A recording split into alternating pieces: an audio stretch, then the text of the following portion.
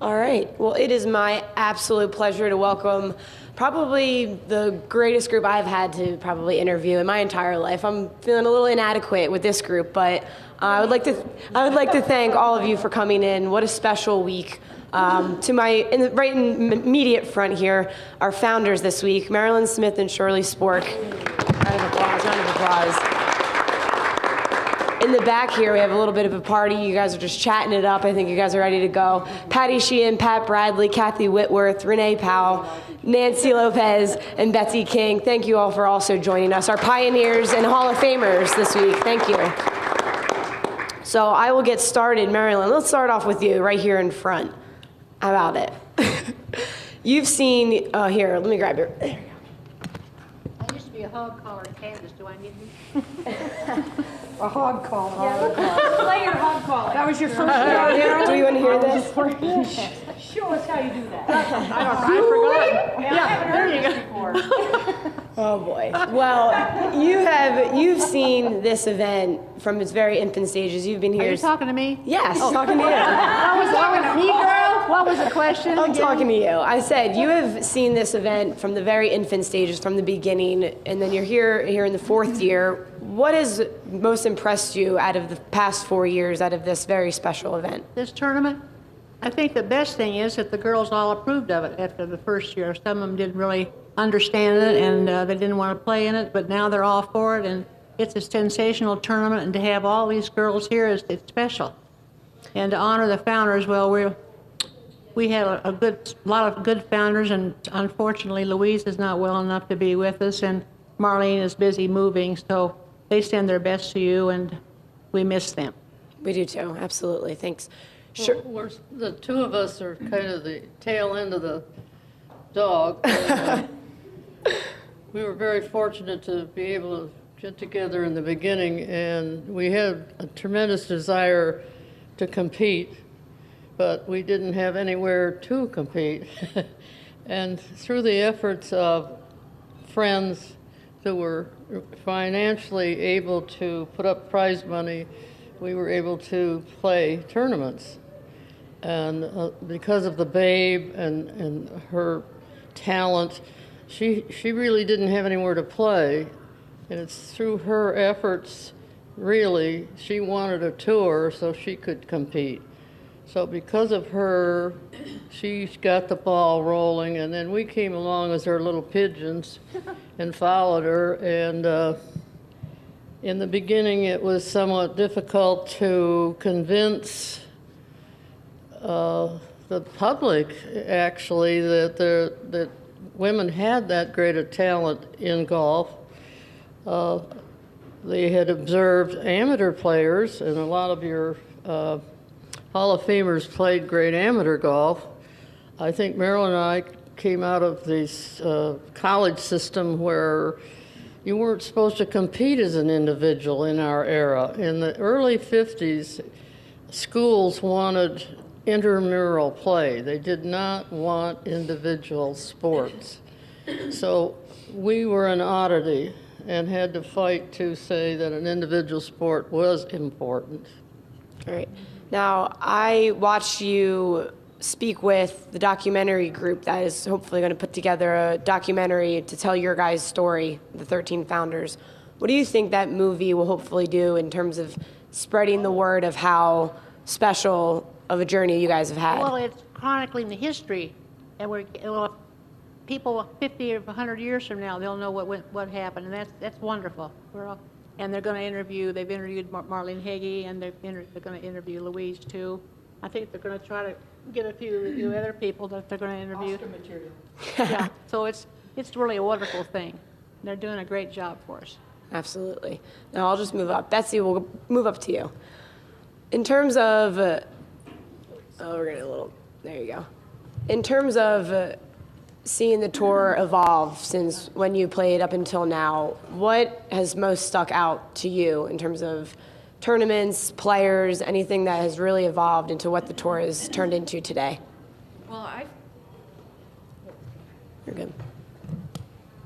Hello. Yes, I feel very fortunate because when we came out, there's still where the founders were still competing a little bit. I know Patty Berg played and Louise Suggs played in several events that I played in, and so we have that connection with the founders that we actually know them, and yet the tour had already grown at that point.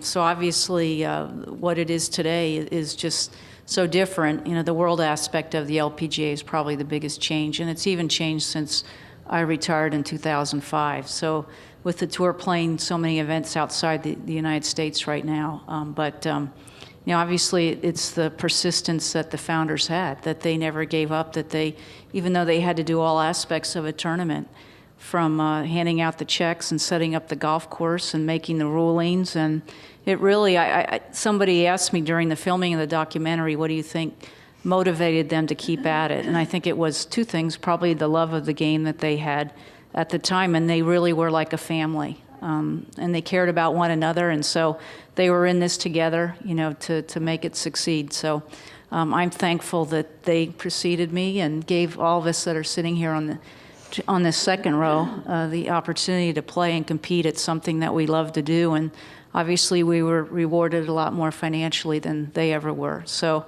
I just am honored and thankful to be here today. Great. And so we'll move down to you, Nance. Okay. You were here on Wednesday for the girls' golf announcement. You got to see the 5 ambassadors being announced, as well as celebrating the 30,000th member of girls' golf, which is pretty incredible. What do you think it says to have those 5 players who are top players and very notable names to be committed to being spokeswomen to grow the game? How good of hands is the current game in terms of growing it?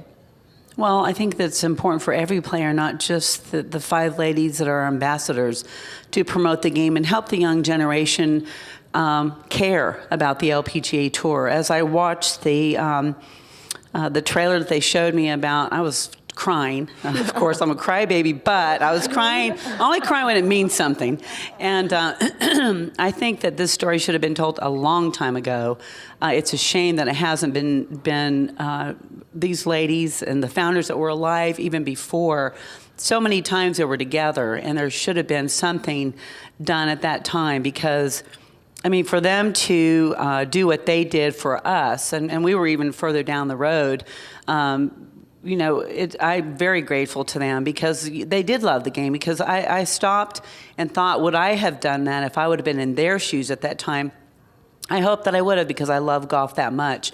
But I think that's important for all our players to always give back, and not be selfish, and not think it's just all about them, but to always know that there's no reason for anyone to have a golf tournament for us, really.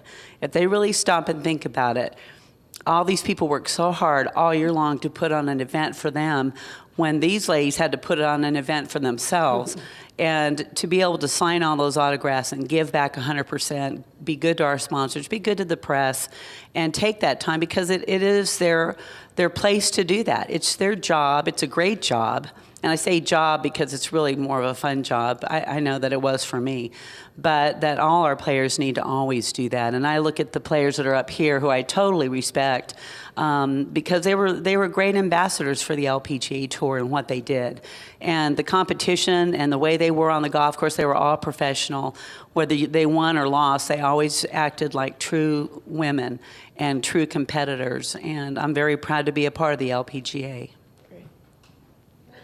Renee, what was your initial reaction when you got the phone call to let you know that you would be honored here this week along with the founders, but as a pioneer of the LPGA? What was your initial reaction? Well, it was something that was very, very special. I didn't see it coming, and I am very pleased to be a part of this. I think I was very fortunate to know 11 of the 13 founders, and first knew about the LPGA when I was 12 years old. Didn't realize that there was such a thing as the lady professional golfers. And first met Marilynn Smith back in the 1950s, before some people were probably born, but back in the late 1950s. And so to have met Marilynn then, and Shirley later on, but to have met her then and now to be sitting on stage with her, to be a part of all this, to be recognized as one of those who fell in line behind them because they were so amazing, and we owe them all such a great deal of thanks, because that's the reason we're all able to put LPGA behind our name. And so often people think that they acquire and do things on their own, but every one of us stands on the shoulders of those who came before us, and those 13 ladies, and we're very, very fortunate to be in the presence of 2 right now. So when I received that call, I was very surprised. I was very much in awe. And, you don't think of yourself as a pioneer. You just do. And especially if you love the game of golf and if you have a passion for it, you do what you do, and you try to make everything better. And these women definitely tried to make it better, and they loved it, and we are all so much better for it. So it was indeed something that was very special, and I'm very, very happy to be here. And I'd like to just really thank Marilynn and Shirley both for all that you have done, and also Marlene and Louise and the other ladies that are probably all looking down on us and cheering this tour on. No, they are. All right, Kathy, we'll go to you next. I know just the other day at breakfast we were speaking about Junior Solheim Cup. You were the captain this past summer. That's right. Yeah, go USA. Let's talk about the junior and amateur ranks that you've obviously been able to see firsthand, and just the talent pool that will probably hopefully be coming up for American golf. The Americans have been fighting their way back into being up on top of the leaderboards, into the winner's circle. Where do you see the future that's hopefully going to be coming up for USA Golf? Well, it's pretty obvious, I think, because they're just they're everywhere. But I just finished a junior tournament in Fort Worth. It's evolved into a really nice event, and Paula Kramer has come through there, Christina Kim, Brittany Lang. So we see a lot of the players coming through that event, and then to be with the Junior Solheim this last year. But it's I think it's pretty obvious the juniors golf is where our future has always been, and there's more and more programs and more opportunity for young people to play, and thanks to the LPGA. I mean, and their programs that they've started over the years and continue to, and opportunity has always been the thing, I think, for anybody, and whether it's golf or whatever it is. But if they just have that opportunity and that chance to see, that's just, and of course this is what I've always felt that way about our founders. I was able to meet almost all of them except Babe, so I came along at a very opportune time to meet these ladies, and but I'd be always eternally grateful to them because they are the ones that gave me the opportunity. And so for junior golf, though, gosh, and the teaching and what they're able to, the access to good instruction and gosh, what they can do now. You think about when I first started, and I know with Renee, and I have to say this, when I found out Renee was going to be honored as well, that was just so great. I mean, this woman, she truly might not be a founder, but in a way she is a founder, and she just she paved the way and opened a lot of doors, and we could have been in a world of hurt, but we weren't because of Renee and Althea. And I have to say, I'm really proud that Renee is here, and we're going to be recognized together tonight. So that's a big plus. Besides, getting to see Marilynn and Shirley, and I was there not at the very beginning, but I was close. And And I remember some of those meetings we used to have, and some of these, I mean, you know, they got pretty wild. But the fun part about this, Nancy's writing a book, so it's probably going to be X-rated. I don't know. We'll have to. She said her publisher's been having a hard time. But anyway. But the fun part about being I visited a little bit about that this evening, but the fun times that we did. But every time we would have a meeting, I mean, and these women were the leaders, and Marilynn was president when I came on the tour. And so, and she was terrific. Well, they all were terrific to me, and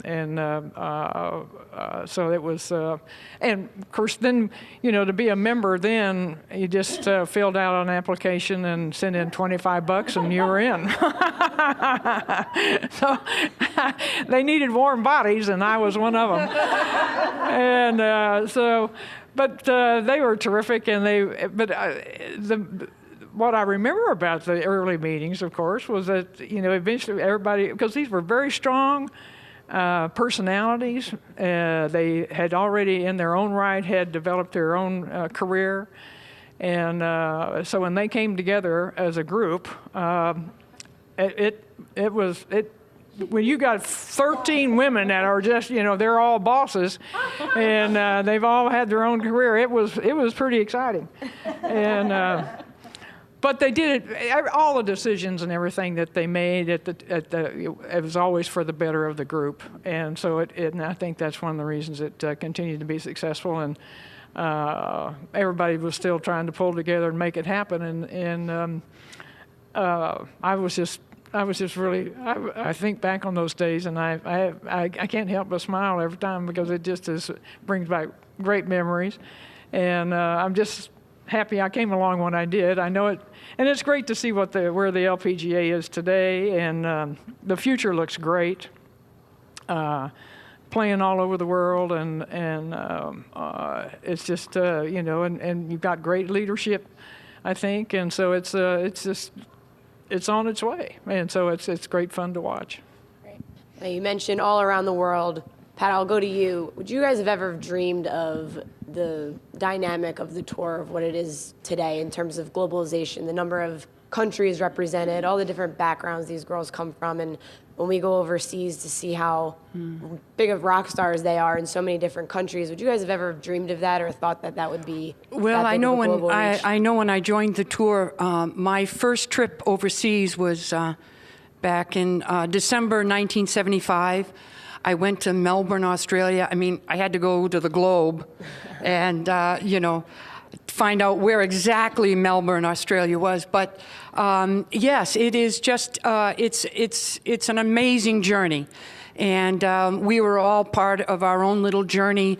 And to see the game of golf become global, that's probably, you know, what it was the very least, you know, in our day. We thought global was going from, you know, Arizona to California. But it is global, and that's the great thing about this game. The parameters are not within a certain, you know, area or dynamic. It's throughout the world, and I can only imagine the reception that our players get when they travel overseas. When we used to go to Japan, we had my first Japanese player that I met and knew and played against was Chaka Higuchi.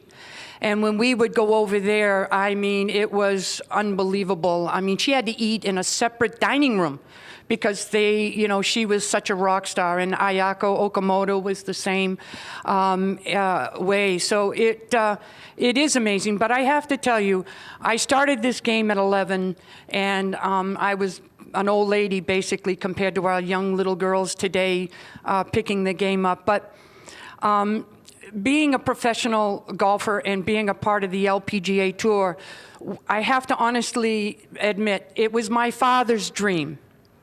My father was an avid golfer. He wasn't a great golfer. He caddied as a youngster with his brothers. But my dad knew the Marilynn Smiths, the Patty Bergs, the Shirley Sporks, the Babe Sahariuses, the Louise Suggs. He knew all those great women. And he wanted his daughter to try to aspire to walk the fairways with, these great women. So I, being a country bumpkin from Westford, Massachusetts, our season was about that long, But I went to school down in Miami. I went to a junior college, Miami-Dade North, and then I transferred to Florida International University, graduated. But the first two pros that I ever met, one was Marilynn Smith. I met her at a barbecue at my coach's home, and I think you were just playing around the corner at Burdines, Maryland. And I was a little freshman, college player, didn't know much about anything. And then Patty Berg came and spoke at a tournament dinner. And from that moment on, when I met these two great women, I said,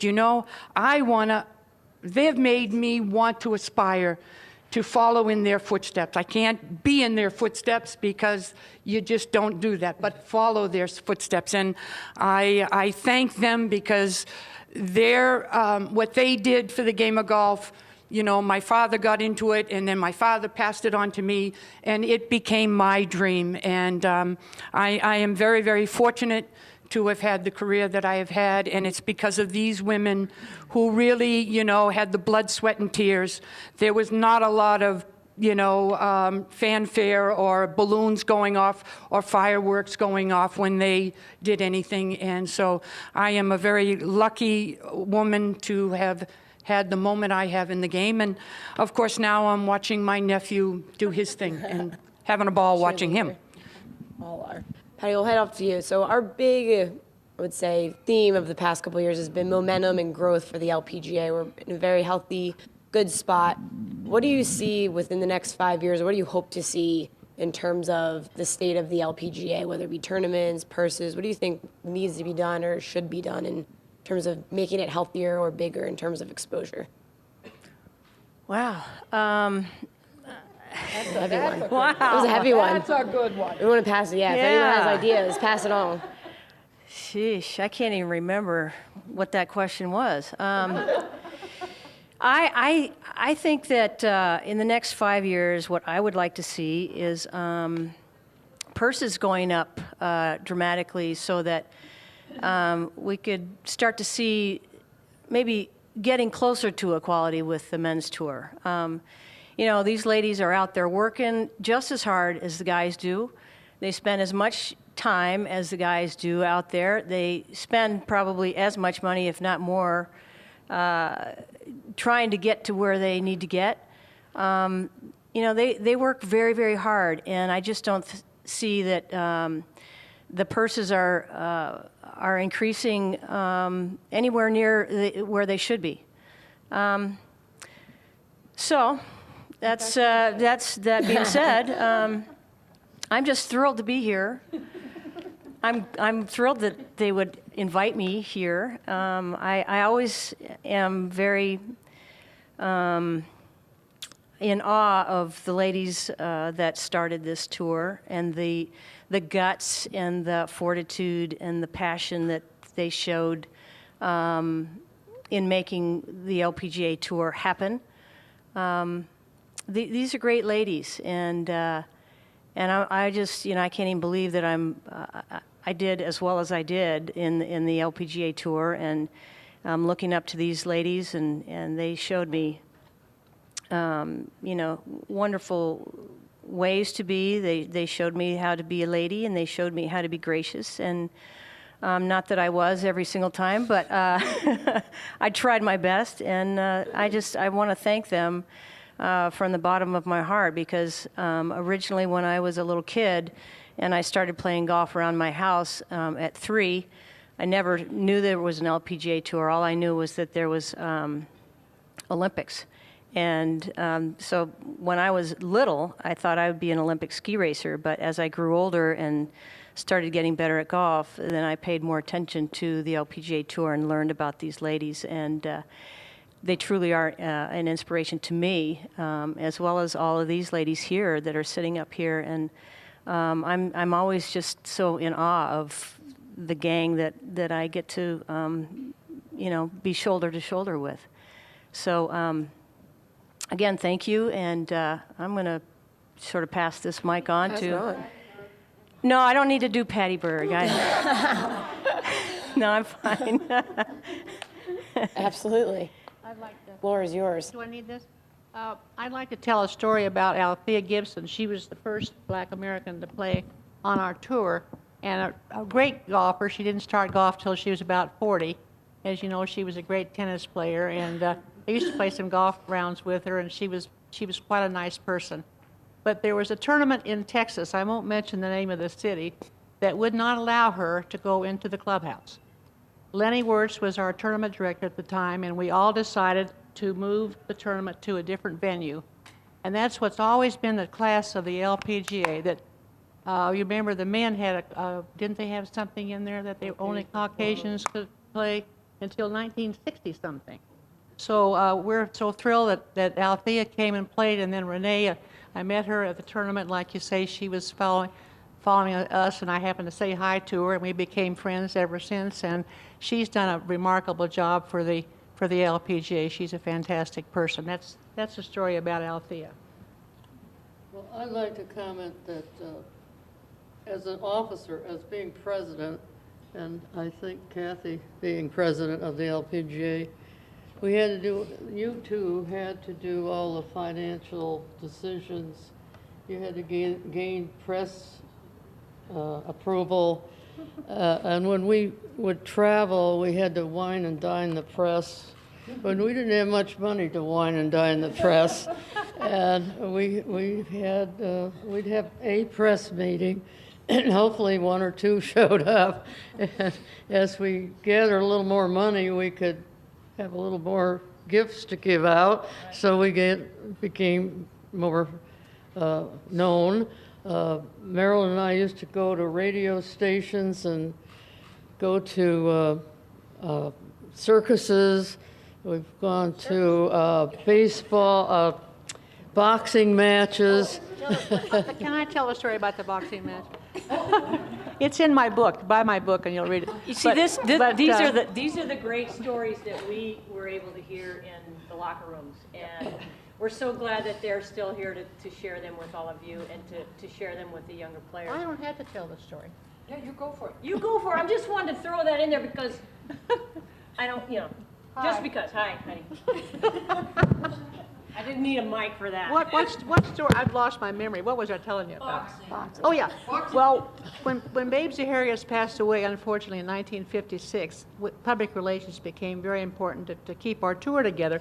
So I would hit golf balls in major league ballparks like St. Louis, Cincinnati, and Washington, D.C., and hit the ball from home plate out to center field, and then get on the mic and ask the people to come out and watch us play.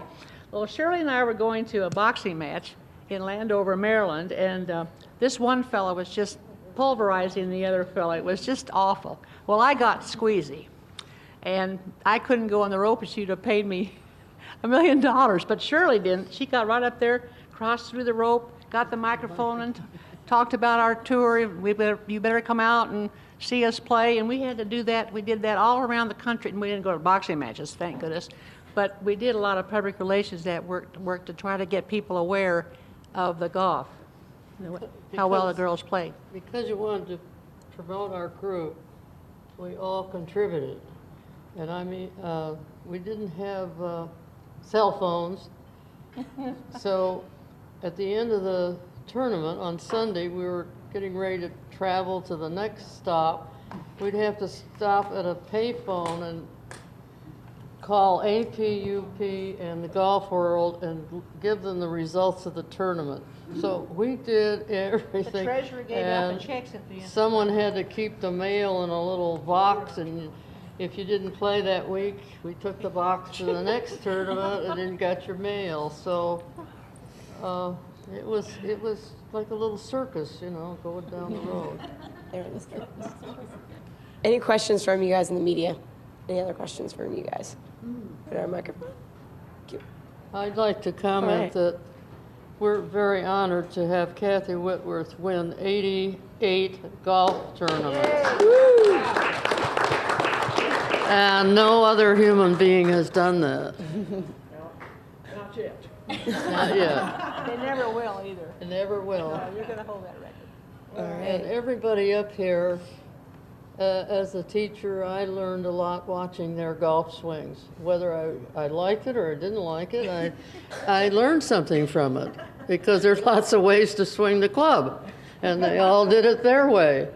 Today it looks kind of like they all do the same thing. I don't know. So maybe it's just the pot screwed around and swizzled around and squirted out, and everybody's perfect now. They all finished left of the target. That's great. All right. Well, I would love to thank all of you for coming in. Have a great rest of the week, and we're all honored to have you here as well. Thank you, guys. Thank you, media.